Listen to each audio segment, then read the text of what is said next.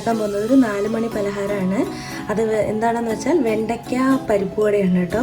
അപ്പോൾ നമ്മൾ സാധാരണ പരിപ്പുവട എല്ലാവരും കഴിച്ചിട്ടുണ്ടാവും. ഇതൊന്ന് കഴിച്ചു നോക്കണം. നല്ല ടേസ്റ്റി ആയിട്ടുള്ളൊരു 4 മണി പലഹാരമാണ്. അപ്പോൾ നമ്മൾ കടലപ്പരിപ്പ്, ഇത് 1 കപ്പ് പരിപ്പുണ്ട്. ഞാൻ 2 മണിക്കൂർ വെള്ളത്തിലിട്ട് കുതിർത്തിട്ട് വെള്ളം കളഞ്ഞിട്ട് വെച്ചിരിക്കുകയാണ്. അപ്പോൾ 2 hours മേലെ വേണം നമ്മളിത് കുതിർക്കാൻ ഇടാൻ. പിന്നെ ഞാൻ വെണ്ടയ്ക്ക നന്നായിട്ട് കഴുകിയിട്ട് അത് നല്ല പാഡ് ഡ്രൈ ചെയ്തെടുത്തിട്ടുണ്ട്. പിന്നെ ഒരു സവാള, പിന്നെ 2 വലിയുള്ളി, പിന്നെ നമുക്ക് വേണ്ടുന്നത് കുറച്ച് പെരുംജീരകം, അങ്ങനത്തെ സംഭവങ്ങൾ. അത് ഞാൻ വഴിയെ പറഞ്ഞുതരാം. അപ്പോൾ നമുക്ക് ഫസ്റ്റ് ഇതെല്ലാം ചെറുതായിട്ട് നമുക്കിതിനകത്ത് കുരുവെല്ലാം മാറ്റിയിട്ട് കുഞ്ഞായിട്ട് നന്നായിട്ട് ചോപ്പ് ചെയ്തെടുക്കണം. അപ്പോൾ നമുക്ക് തുടങ്ങിയാലോ. Let's go.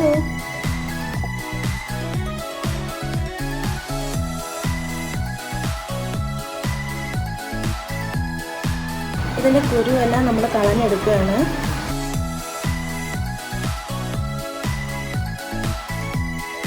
അപ്പോൾ നമ്മൾ വെണ്ടയ്ക്കയെല്ലാം ഇതേപോലെ കുരുവെല്ലാം കളഞ്ഞെടുത്തിട്ടുണ്ട്. നമുക്കിനി ചെറുതായിട്ട് ചോപ്പ് ചെയ്തെടുക്കാം.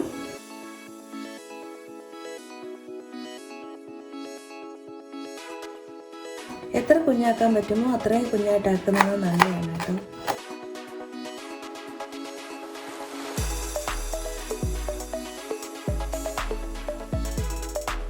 അപ്പോൾ ഞാൻ വെണ്ടയ്ക്കയെല്ലാം നന്നായിട്ട് ചോപ്പ് ചെയ്തെടുത്തു. ഓണിയനും ചോപ്പ് ചെയ്തു, കുറച്ച് കറിവേപ്പില എടുത്ത് ഇതും ചോപ്പ് ചെയ്തു. ഇനി നമ്മൾ അടുത്ത് ചെയ്യാൻ പോകുന്നത് നമ്മുടെ പരിപ്പ്, നമ്മൾ കുതിർക്കാൻ വെച്ചിരുന്ന പരിപ്പില്ലേ, അത് നമ്മളെടുത്തിട്ട് നമുക്കൊന്ന് അരച്ചെടുക്കാം. അപ്പോൾ നമുക്ക് പരിപ്പ് അടിക്കുന്നതിന് മുമ്പ് ഞാൻ ഇതിനകത്തോട്ട് വേണ്ടുന്ന സാധനങ്ങൾ എന്തൊക്കെയാണെന്ന് വെച്ചാൽ 3 വറ്റൽമുളക് ഇതിനകത്തോട്ട് ഇട്ട് കൊടുക്കുകയാണ്. പിന്നെ തൊലി കളയാതെ ഇച്ചിരി വലുപ്പമുള്ള 2 വെളുത്തുള്ളി എടുത്തിരിക്കും. നിങ്ങൾക്ക് ഇതിന് പകരം നിങ്ങൾക്ക് ചെറിയ ഒരു 3 എടുത്താലും മതിയാവും. അപ്പോൾ ഞാൻ 2 വെളുത്തുള്ളി എടുത്തിട്ടുണ്ട്. പിന്നെ എന്തൊക്കെയാണെന്ന് പറഞ്ഞാൽ പെരുംജീരകം, ഇതൊരു 1/2 ടീസ്പൂൺ ഉണ്ട്.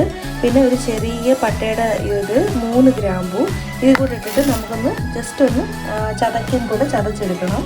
അപ്പോൾ നമ്മളിത് നന്നായിട്ടൊന്ന് പൊടിക്കുന്ന പോലെ ചെയ്ത് ഇതിനകത്തോട്ട് നമ്മുടെ പരിപ്പ് അതുകൂടെ ഇട്ടിട്ട് നമുക്ക് അരച്ചെടുക്കണം.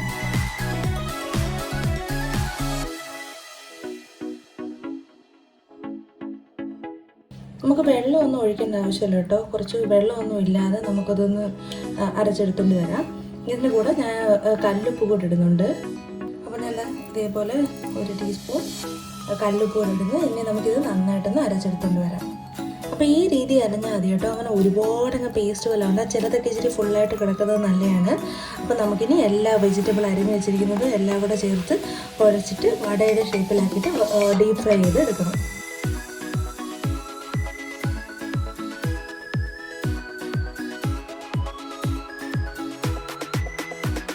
അപ്പോൾ നമ്മളിതെല്ലാം കൂടെ നന്നായിട്ട് കുഴച്ചെടുത്തിട്ടോ.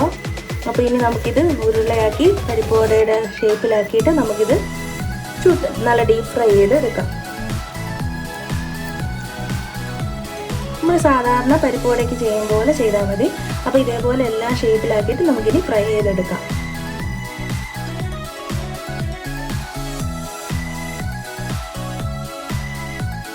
എണ്ണ ഒഴിച്ചിട്ടുണ്ട്. നമ്മൾ ഇച്ചിരി ചൂട് കുറച്ച് വെച്ചിട്ട് എന്നുവെച്ചാൽ പെട്ടെന്ന് കരിഞ്ഞു പോകാതിരിക്കുക ഇച്ചിരി മീഡിയം ചൂടിലോട്ടാക്കിയിട്ട് നമുക്കിനി ഓരോന്ന് ഇട്ട് കൊടുക്കാം.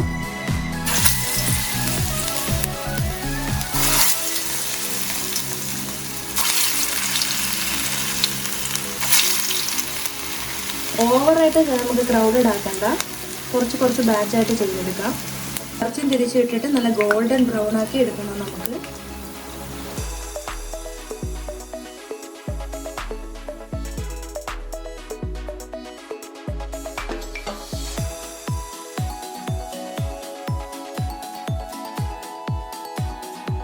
രണ്ട് സൈഡ് നല്ല ഗോൾഡൻ ആക്കുന്നവരെ തിരിച്ച് മറിച്ചിട്ട് കൊടുക്കണം. കരിച്ച് കളയിട്ട് നമ്മൾ എന്തുണ്ടാക്കിയാലും കരിച്ച് കളയും. അപ്പോൾ നമുക്ക് ഫ്രൈങ് ആയിട്ട് എല്ലാം വേണം. അതുകൊണ്ട് ഞങ്ങൾക്ക് നല്ല തീ കുറച്ചിട്ടിട്ട് 2 സൈഡ് നന്നായിട്ട് വേവിച്ചെടുക്കുക.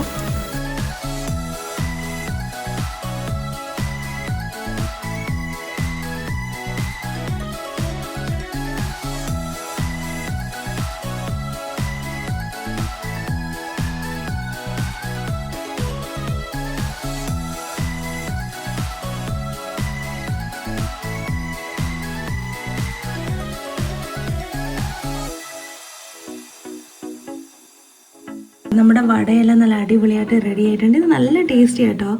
വെണ്ടയ്ക്ക് ഇഷ്ടമില്ലാത്ത പിള്ളേർക്കൊക്കെ ഇങ്ങനെ അങ്ങോട്ട് ഉണ്ടാക്കി കൊടുത്താൽ മതി. പാത്രം കാലിയാണെന്ന് അറിയാൻ പറ്റത്തില്ല. അപ്പോൾ ഇതേപോലത്തെ അടിപൊളി റെസിപ്പിയായിട്ട് ഞാൻ ഇനിയും വരാം.